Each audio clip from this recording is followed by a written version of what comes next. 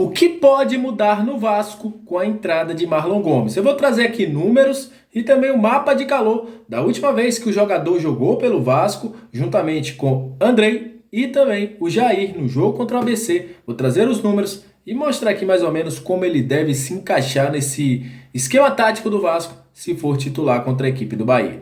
Isso e muito mais a partir de agora no nosso Comentário Vascaíno. Salve a vinheta!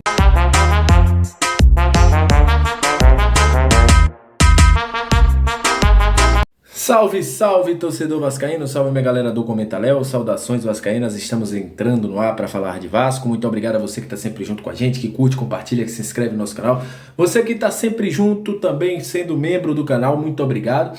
A você que está chegando pela primeira vez, seja muito bem-vindo. Eu sou o Léo, aqui é lugar de análise, informação, opinião, tudo que envolve o Vasco está aqui. É um prazer imenso ter você junto com a gente. Olha, estamos estreando o nosso Olhar Tático aqui no nosso Comentário Vascaíno e hoje a gente vai analisar como o Marlon Gomes pode mudar o time do Vasco jogando, entrando na equipe? Já que a notícia, que já vem desde o início da semana, é que Marlon Gomes pode substituir Rodrigo. Isso já aconteceu nessa temporada. Aconteceu no jogo em que o Vasco empatou com a equipe do ABC, foi para os pênaltis e acabou sendo eliminado do campeonato da Copa do Brasil.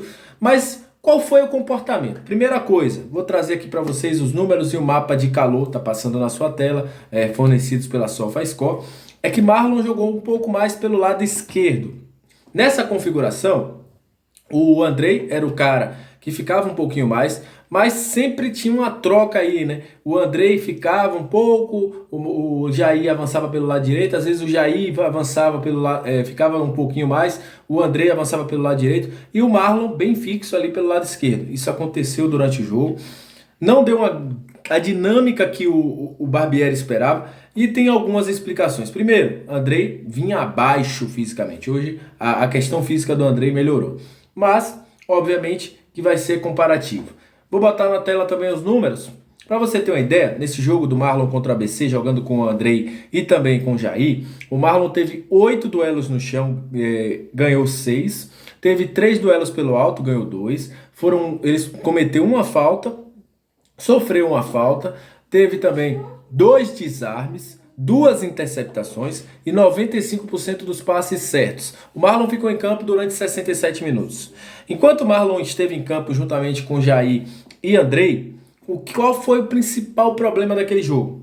A falta de entendimento entre os três. O Marlon fazia o seu lado muito bem pela esquerda.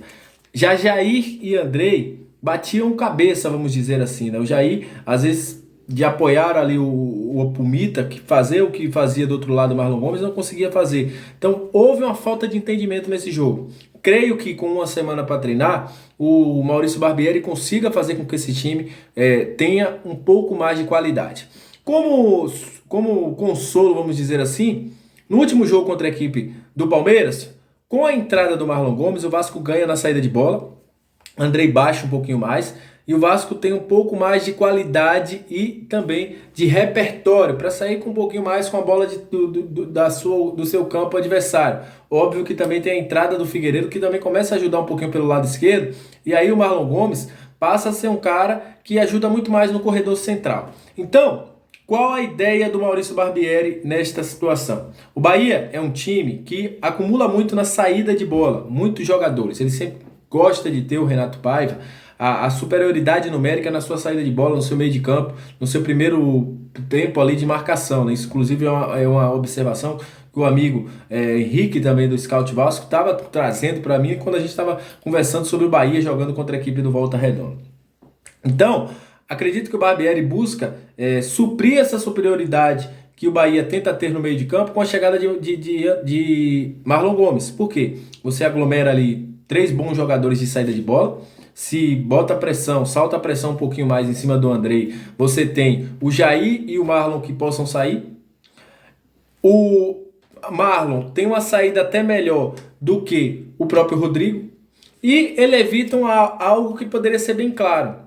o Renato Paiva colocar dois jogadores em cima do um no Jair, outro no Andrei e forçar a saída pelo Rodrigo, que é o que tem mais dificuldade para fazer a saída de bola. Isso poderia ser um entendimento. Com os três, ele não vai poder fazer uma marcação individualizada porque os três têm qualidade para sair com bola, tem com bom passe e sair jogando.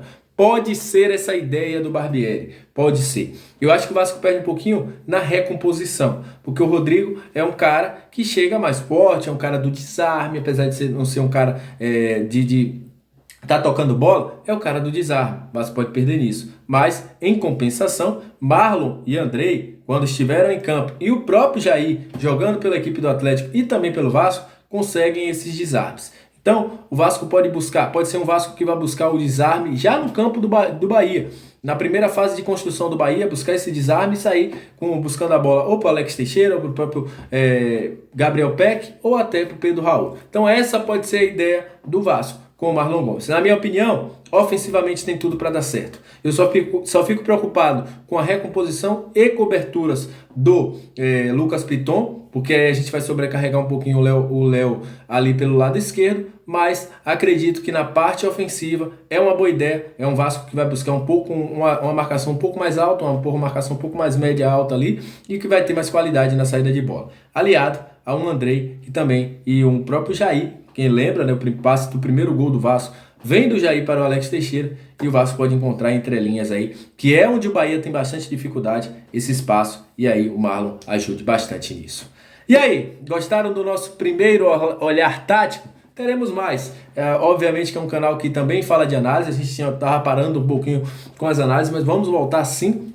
E é sempre importante trazer para o lado do torcedor essa questão analítica, essa questão de você entender um pouco mais como o time se porta em campo, obviamente, que deixa você mais próximo do tático e também o torcedor, entendendo quais as armadilhas que o Vasco busca. Gostaram do nosso vídeo? Deixa aqui nos comentários, concorda comigo também? Deixa nos comentários, se não concorda também deixa nos comentários. A gente bate um papo. Até a próxima. Saudações vascaínas e valeu!